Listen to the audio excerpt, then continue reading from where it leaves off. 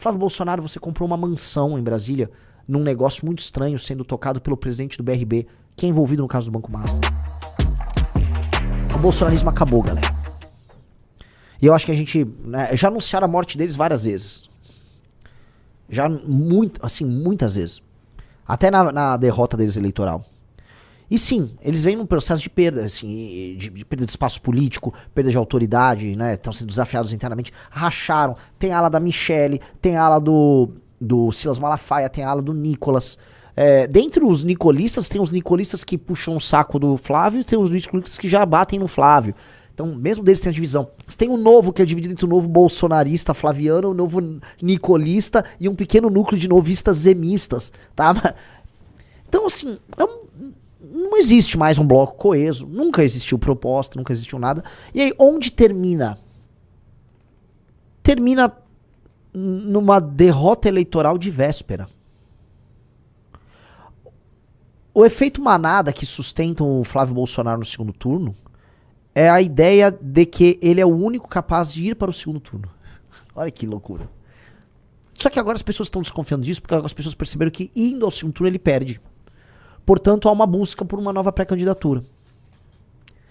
E isso explica porque hoje talvez seja o dia que boa parte da política e dos caras com dinheiro no Brasil descobriram o Renan Santos.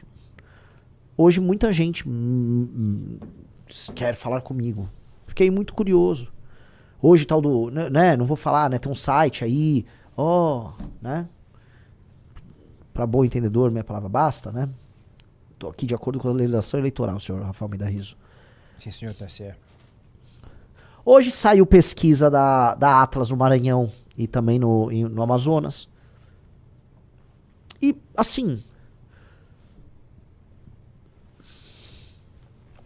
o meu concorrente no Partido Novo, o Zema, que foi humilhado ontem pelo próprio partido, ele ficou tão atrapalhado porque ele perdeu muitos seguidores. Ele também, infelizmente, segue essa linha aí. Ele perdeu tantos seguidores falando uma pequena verdade sobre o Flávio, de uma maneira muito covardola, mas falou. Que veja só, abre por favor o Instagram do Zema pra mostrar pra vocês qual foi. Veja, o mundo caindo.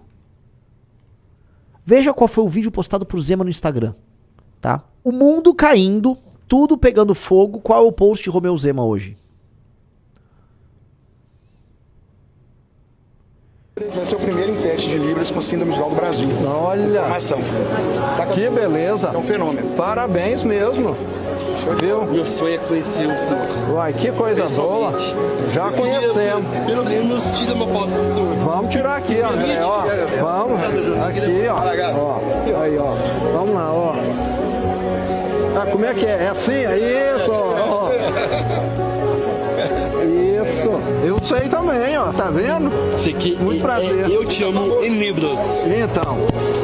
Você é o melhor governador de Minas, porque o seu trabalho valoriza muito as pessoas. Muito obrigado. Mesmo sendo uma pessoa com síndrome de Down, isso não me impede. Fico muito feliz de escutar. De conhecer. Obrigado, viu? Parabéns aí pela carreira, viu? Tudo de Nada bom. com o vídeo fofo, tá? Agora, ele não vai falar mais do assunto? É isso, Zema? Então tá tudo ok. Tudo ok. Tá tudo normal. Isso é...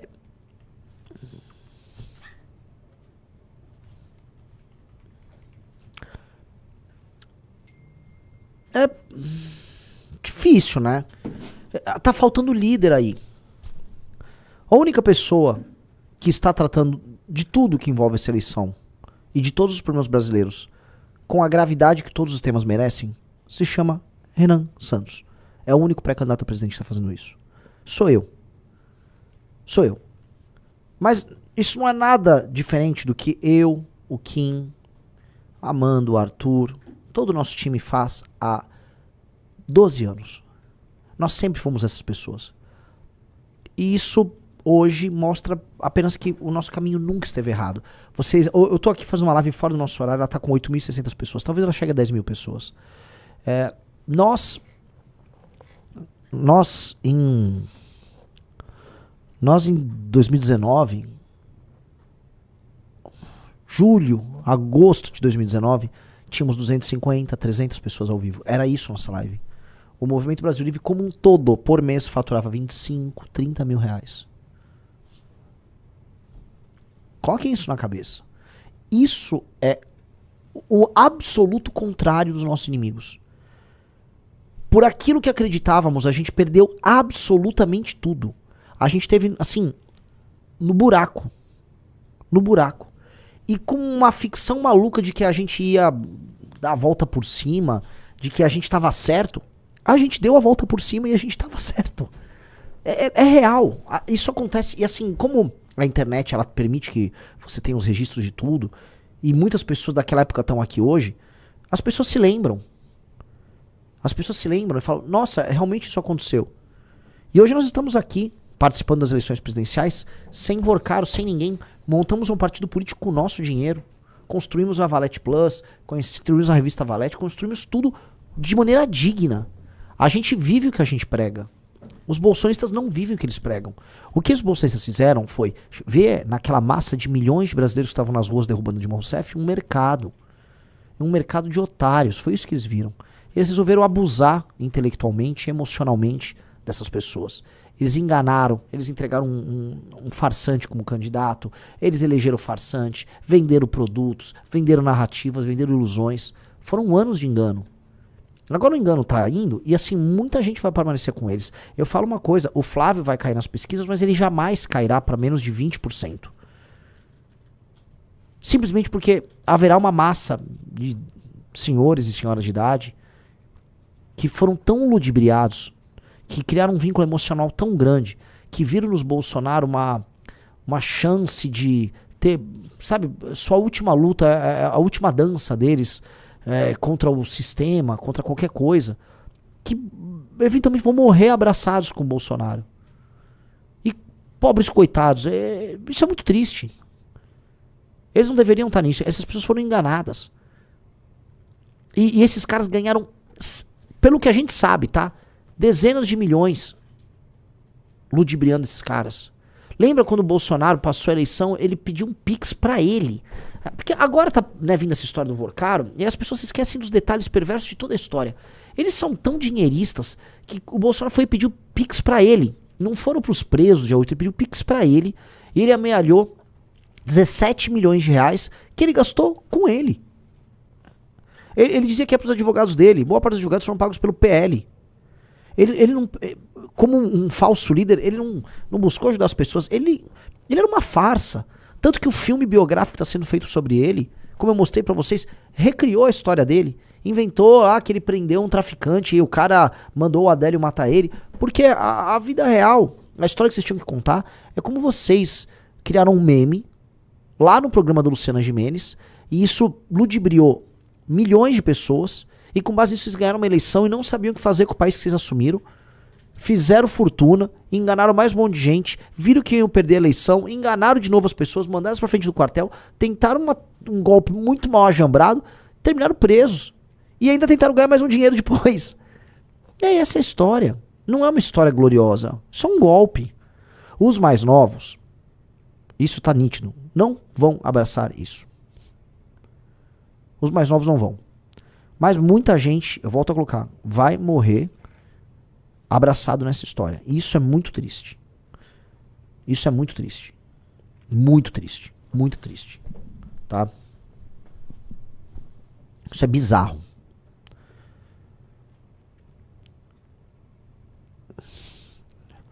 E aí, né, como eu já falei pra vocês, né, existe um filme que eu sempre recomendo, é do Alexandre Dumas, a história, O Homem da Máscara de Ferro. Eu acho muito bom, porque eu sempre falei isso. Eu já tinha percebido essa história quando houve o surgimento dos primeiros ex-MBL. Tá?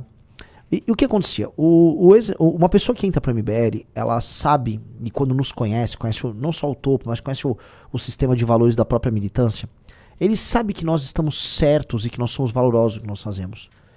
E aí muitas pessoas, elas querem ascender na estrutura do MBL rápido. Ou querem mandar. Ou têm ideias. Porque existe um grande problema na falta de humildade, que é a pessoa que não tem muito talento, mas ela tem ideias. Aí essa pessoa tem ideias. O João Bétega, que foi do MBL, ele tinha ideias. Ele falava, mas Renan, E se fizermos vídeos apoiando o Bolsonaro, nós vamos crescer mais. Era uma ideia. Ele achava essa uma boa ideia. Ele achava que, pô, ele teve uma epifania e que nós éramos pouco generosos e não ouvia a ideia dele. Ele nunca seria líder de nada. Tanto que ele saiu do MBL, ele não é líder de nada. Ele grava igual um replicante. Ele é uma IA de si próprio. Ele grava todo dia o mesmo vídeo. É o mesmo vídeo. Se você pegar, o Riso vai abrir. Abra o Instagram do João Bétega pra ver. Mas o que é o ex-MBL? Né? Ele é um cara que percebe que ele é uma versão pior do que é o MBL. E aí aquilo faz mal pra ele e ele precisa sair do MBL, tentar imitar as coisas que o MBL faz e tenta de maneira obsessiva fazer o mundo esquecer do MBL. Porque o MBL gera uma sombra gigantesca neles. Por quê? Porque o que é certo gera uma sombra no que é errado. Nós, para todos eles, deveríamos desaparecer. Que é o que acontece no livro O Homem da Máscara de Ferro, no filme O Homem da Máscara de Ferro. São dois irmãos gêmeos, né?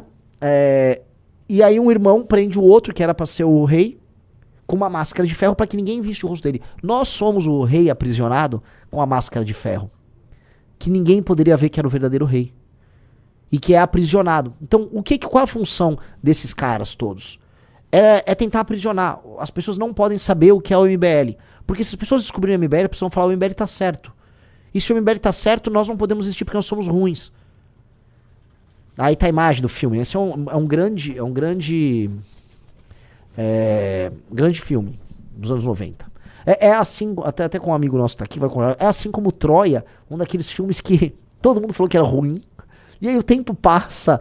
E você fala, pô, né? Em tempos de Christopher Nolan fazendo Odisseia, isso aqui era uma obra-prima quando a gente olha, sabe? Mas eu vou dar um exemplo da pessoa mais obcecada com o MBL. Com o mais obcecado do... E esse não é nenhum ex-MBL, porque ele tentou sempre imitar o MBL paralelamente, tá? Mas que ele sabe que nós somos muito superiores, tanto que imita tudo que eu falo.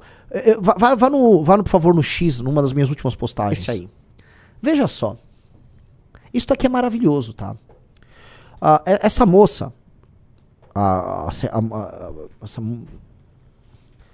esse cara, desculpa, eu tava confundindo com outra pessoa. Esse cara, Nicolas Ferreira, ele decretou, quando o Arthur soltou o áudio, o MBL acabou.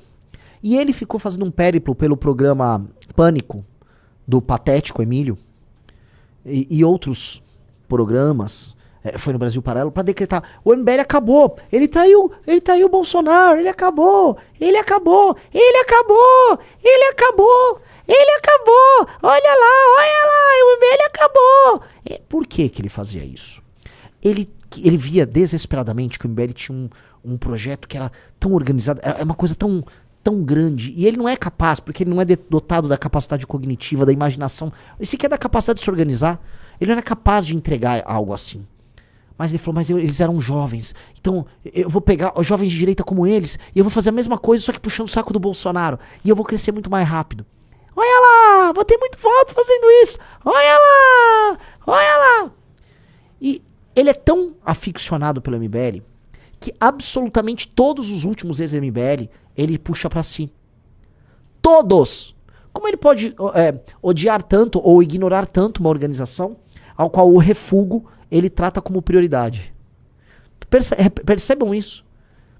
Então todos esses caras precisam desesperadamente que ninguém nos ouça. E por que eu fiz todo esse preâmbulo? Põe a notícia do dia agora. Campanha de Flávio Bolsonaro diz que ele não irá a debates se Renan Santos for. Eu sei que a interpretação original de todo mundo é: o Flávio não quer que eu vá aos debates porque eu vou surrá-lo nos debates. Quem assiste as minhas sabatinas todas sabe que eu não vou lá no jornalista lacrar. O Riso tem aqui. Eu lacro pra cima dos jornalistas, mesmo quando eles são ofensivos comigo? Nunca. Eu nunca lacro. Eu nunca lacro. Eu não vou lá acabar com ninguém. Não é. E sabe por quê? Porque eu faço algo muito melhor do que isso. Quando nós falamos o que nós pensamos, as pessoas se encantam. O Flávio não apenas tem medo de eu dar umas catrucadas nele, mas veja, eu só terei direito a uma pergunta pra ele num debate, Riso. Sim.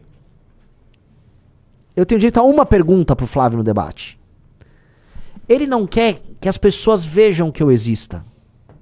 Ele não quer que as pessoas saibam o que eu penso. Ele não quer que as pessoas vejam nossos projetos para desfavelização, não vejam a forma de eu discursar, não vejam tudo aquilo que esteve na nossa trajetória. Ele quer que a gente fique com a máscara de ferro escondido dentro de uma cela. É isso que põe medo nele. Não é nem o medo de apanhar no debate. É o medo que as pessoas descubram que ele é uma farsa. É por isso que ele está desesperado para imitar absolutamente tudo aquilo que eu falo como proposta. Ele está desesperado. Flávio, você não deveria ter deixado a gente montar um partido político. Flávio, vocês tinham que ter nos sabotado. Flávio, você tinha que ter comprado os nossos coletores, já que você tinha o dinheiro do Vorcaro. Você devia ter feito isso. Você deveria ter mandado, sei lá, o Adriano da Nóbrega, seu amigo que era matador, me matar. Ou matar o Kim. Era isso que você deveria ter feito. Mas você é burro, Flávio. Você é inevitavelmente burro. Irremediavelmente burro. Como é que você deixou isso acontecer, Flávio? E nós montamos o partido. E não vai ter como você ignorar a gente. E não é nem você, não vai ter como o Brasil ignorar a gente. Você entende? Eu espero que vocês entendam. Eu sei que a coisa mais legal de falar sobre esse assunto é dizer que o Flávio tá com medo que eu vou acabar com ele. É só uma pergunta que eu vou poder fazer em cada um dos debates. Uma unidade de pergunta. Talvez duas, dependendo do debate. Não é isso. Ele tem medo das considerações finais, quando eu estiver de frente com a câmera, igual eu tô aqui, e que eu sou muito superior a ele. Não só ele, eu sou superior ao Lula, ao Zema, ao Caiado. Ele tem medo da abertura que eu vou fazer. Ele tá medo das propostas que eu vou apresentar. E não é porque sou eu. Eu tenho minhas qualidades. É por causa de nós, é do MBL. Eles estão há anos, eles estão desde 2019 tentando fechar o MBL. Eles tentaram fechar, eles queriam que a gente fechasse as portas.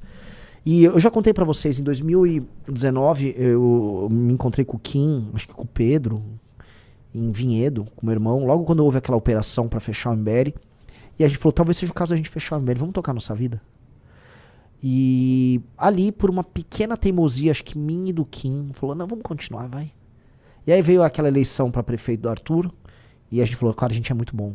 E existe algo aí. E dali em diante, a gente só cresceu. Veja só, Flávio, você quase conseguiu em 2020. Faltou isto aqui. Você quase conseguiu.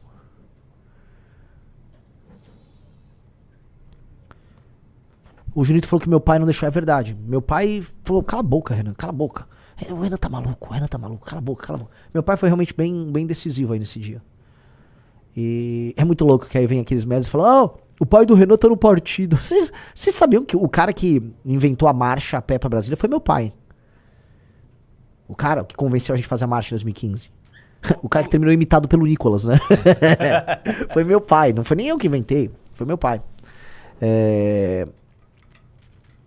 Meu pai que já ajudou a gente no jurídico, ajudou a gente com arrecadação, uma pessoa fundamental. Aí vem esses Nandos Mouras, aquele coitado, né? Assim, esse ano eu acho que devo ter falado 2 vezes o nome dele. Ele já deve ter falado o meu umas 1000, coitado.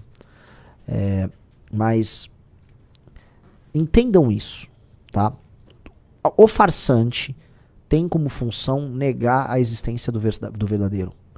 Isso, é assim, existem muitos filmes, existem mitos sobre isso. Quantos filmes sobre irmãos gêmeos não existem onde o irmão gêmeo tenta matar o outro? Tem um filme do Macaulay Culkin, muito bom, chama Anjo do Mal. Checa aí, um filme de criança, em que existe uma criança má, que ela quer matar o irmãozinho bom, tá? É Anjo Mal e tal. Anjo Malvado, esse aí, tá? É mais ou menos isso. É mais ou menos a história do Caim e do Abel, entendeu? Existe um problema no duplo que se considera inferior. O duplo que se considera inferior e sabe que existe um superior, ele precisa matar o superior para existir. A ideia do irmão... Você pega a história do Hamlet, que se reflete, por exemplo, no Rei Leão. O que acontece no Rei Leão? Vai pra eu trazer aqui exemplos mais de cultura pop pra vocês. Que basicamente o Rei Leão é o Hamlet. O Scar é o irmão falho qual é o nome do pai do Simba? Do Mufasa. O Scar é a versão falha do Mufasa. Qual é a função do Scar? É matar o Mufasa. O Scar precisa matar o Mufasa. O Mufasa morre pro Scar se estabelecer como líder. É o que o bolsonarismo fez com o MBL. O bolsonarismo falou, matemos o que há de verdadeiro e a gente se estabelece. Só que, olha que maluco, o MBL se reiniciou. O Simba do MBL é aquele grupo de 300 pessoas que assistiam a live. Esse foi o reinício do MBL, que passa por toda a sua trajetória e encontra seus novos aliados, seu Timão e Pumba, sei lá, um Bisoto aqui, não sei o quê, e vai renascendo lentamente até retornar. E agora o Scar quer fugir. Vocês entenderam? Todo mundo entendeu? Tô falando aqui pra quantas pessoas? Pra 10 mil pessoas. Vocês entenderam? Quando vocês entenderem a relação do bolsonarismo conosco, de todo, dos ex-MBL, que, veja, o ex-MBL ele sai do MBL e aí ele precisa, a sombra do MBL sobre ele é tão grande que eles passam os dias falando do MBL. Todos eles são vidrados na gente.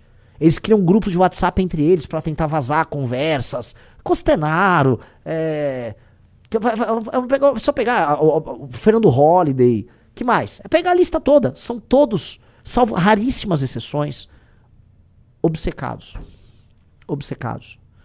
Mas o bolsonarismo assim, é de longe o mais obcecado com tudo isso. O bolsonarismo, ele vê isso tudo como um problema, porque eles viram quem nós éramos no impeachment. No impeachment, veja, vocês precisam entender que tem 10 mil pessoas, ainda é bem importante fazerem até corte o que eu tô falando.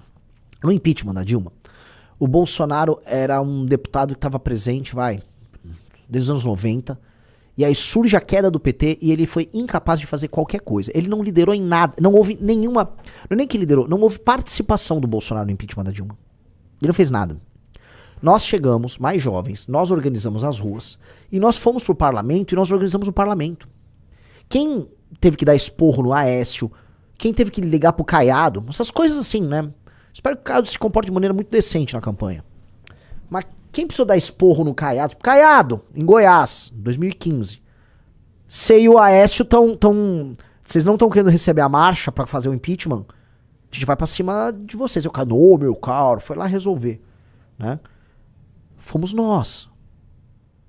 Então, a gente trabalhou pela queda da Dilma Rousseff com um grau de excelência que essas pessoas não conheciam. É lógico que isso machuca eles.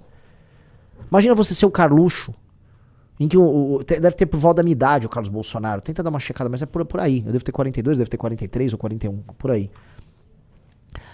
43. Imagina você ser o Carluxo. Apareceu que tem a idade dele, nunca fui vereador, nunca fui nada. E eu fiz coisas colossalmente maiores que o pai dele, que é a referência máxima de existência dele, tá? Isto para ele é tipo uma morte. Então esses caras geraram uma fixação. O MBL não pode existir. Aí MBL é traidor, MBL é comunista. Cuidado com o MBL! Não ouçam o que o MBL tem a dizer. É perigoso. Não. Cuidado, eles estão falando algo. Não, é tudo mentira. Ele é comunista, tá? É tudo mentira. Deu certo por um tempo. Não vai dar mais certo agora. Acabou. Não existe mais essa possibilidade. Essa eleição demonstrou isso. Vocês não têm condições mais de evitar isso. E nós seremos implacáveis com vocês. Implacáveis. E vocês sabem disso. Vocês sabem disso. Nós não somos o Nicolas, que é falso e fica com uma faca nas costas de vocês, furando todo dia um pouquinho. Nós não somos isso. Nós não somos os influenciadores, os aliados de ocasião. Nós somos pessoas de verdade. Então, tudo que nós vamos fazer vai ser cara a cara, vai ser verdadeiro. Entendeu? E eu nem sei se existe possibilidade de redenção pra vocês. Porque se a gente tá falando aqui em categorias, né, qual é a categoria do bolsonarista pra ter a redenção? Existe uma redenção pro Scar no Rei Leão? Existe? Qual seria a redenção possível para ele? Flávio, retire a candidatura e nos apoie? Imploda o sistema dizendo que sabe? Eles nem sabem muita coisa. Eu juro pra vocês, os Bolsonaro nem sabem muita coisa, porque, eu volto a falar, eles não foram nem muito capazes de controlar o sistema em si. Então, nem tem muito que vocês possam fazer. Vocês não têm uma jornada de redenção. E sabe o que é o pior? Não é que nem que vocês são maus, ainda que o sejam. É que vocês são fracos. E, infelizmente, a democracia, num país em que as pessoas tiveram uma péssima educação, num país em que a sensibilidade artística, cultural das pessoas nunca foi devidamente cultivada, as mentiras que vocês plantaram, elas colaram pra muita gente. E aí a farsa da família de vocês se estabeleceu. E essa farsa permitiu que pessoas sem nenhum talento pra absolutamente nada, sem nenhuma capacidade, sem nenhuma resiliência, sem nenhuma fibra moral, chegassem onde chegaram. Vocês ocuparam as maiores posições da República. E em grande medida ainda ocupam posições importantíssimas. E vocês não fizeram nada de útil com isso. Vocês fizeram negócio. Vocês fizeram lobby. Flávio Bolsonaro, você comprou uma mansão em Brasília, num negócio muito estranho, sendo tocado pelo presidente do BRB, que é envolvido no caso do Banco Master. Você foi para um cassino com o senhor Willer Tomás gastar dinheiro em cash. Você todo cristãozão, gastando lá com aposta. Você sacava o dinheiro dos seus funcionários fantasmas do seu gabinete, cometendo crime de peculato por anos a fio com um sujeito chamado Queiroz. E você foi salvo pelo STF.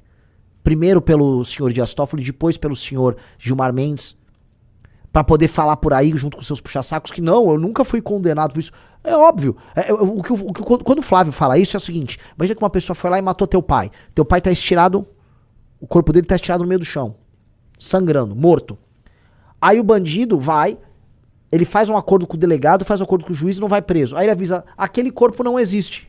Aquele corpo. Não, o corpo existe. O crime foi cometido, só que num país de impunidade, crimes cometidos podem ser passíveis de não ter punição simplesmente porque você está num país corrupto. Flávio Bolsonaro, a rachadinha aconteceu. O dinheiro foi sacado, todas as provas existem. Você não vai negar isso. O corpo tá lá, estirado no chão. O corpo tá lá, estirado no chão. As provas todas existem.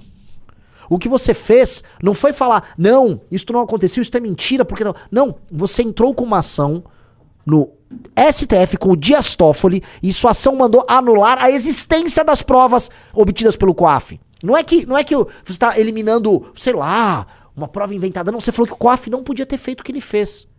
Mas o fato existiu. E depois que a investigação andou e mais coisas foram comprovadas, você pediu pro Gilmar Mendes te dar foro privilegiado por crimes que aconteceram antes de você ser senador. Flávio Bolsonaro, sua carreira toda se baseou em cometer crime. Você premiou e andava junto com o Adriano da Nóbrega, que foi do escritório do crime, que era um ex-policial do BOPE, que traiu o BOPE, que traiu os guerreiros. Eu visitei o BOPE. O BOPE é uma instituição de excelência do Brasil. O BOPE honra o Brasil. O Adriano da Nóbrega, ele negou o BOPE. Ele jogou fora o distintivo, a caveira do BOPE. Ele se tornou um assassino de aluguel. Ele trabalhou pra bicheiro, ele trabalhou pra miliciano, ele foi miliciano, ele trabalhou pra traficante. E ele tinha seus parentes no teu gabinete, Flávio Bolsonaro. Ele fez tudo isso. Você não pode negar isso. A mãe e a namorada ou esposa do Adriano da Nóbrega, esse assassino de aluguel, trabalhavam no seu gabinete e faziam a mesma rachadinha com o Queiroz. Você não tem como negar isso. Isso tudo é fato. Você tinha uma loja de chocolate que era utilizada para lavar dinheiro do dinheiro que era roubado do teu gabinete. Você não tem condição de ser candidato a presidente. Você não consegue enfrentar o Lula. O Lula, no segundo turno, acaba com você, mesmo sendo um homem senil, de mais de 80 anos de idade. Um homem senil que não consegue terminar um raciocínio. O Lula vai poder te chamar de ladrão, cara. O que você tá fazendo? Flávio, volta pra casa. Volta pra casa. Volta pra casa, você não tem condição de ser candidato. Coloca a Michele. Coloca a Michele. Bota a Michele lá pra ser candidata. A aventureira, pode botar a Michele. Volta pra casa. Você não consegue, Flávio. Você não nasceu pra isso. Você não pode fazer isso. Você não tem nenhuma das qualidades necessárias para ser sequer um candidato. Volta para casa. Chama a Michelle ali. Você nem tem família, mas sua família tá toda rachada. Que não deixa de ser irônico, né? Você não nasceu para isso. Não mesmo.